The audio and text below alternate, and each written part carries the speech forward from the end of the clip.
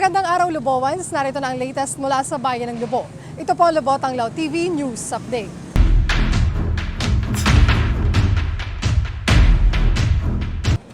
Nakiisa ang pamahalaang Bayan ng Lubo sa Brigada Eskwela 2023 bilang tulong sa mga paaralan sa pagbubukas ng klase ngayong taon.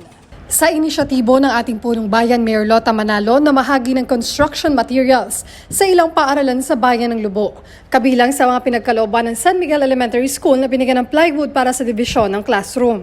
Masagitsit Banalo National High School, Masagitsit Elementary School at Malabrigo National High School na pinagkalooban ng pintura. Lagedlarin Olo-Olo Elementary School na binigyan ng proyektong patubig. Malabrigo Elementary School at Lobo Senior High School na kapwa binigyan ng semento. Maliban dito, nagkaloob din ng school supplies sa mga mag-aaral ng Solok Elementary School bilang tulong sa mga mag-aaral sa muling pagbubukas ng klase ngayong taon. Higit 200 mag-aaral mula grade 1 hanggang grade 6 ang tumanggap ng ipinamahaging kagamitan.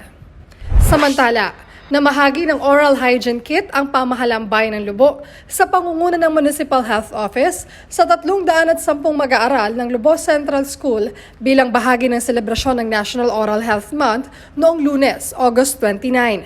Nagsagawa rin ng dental examination para sa mga estudyante mula kinder at grade 1. At yan po ang mga pinakabagong balita mula sa Bayan ng Lubo. Ako po si Angelica Tienza Romero. Muli itong Lubo Tanglaw TV News Update.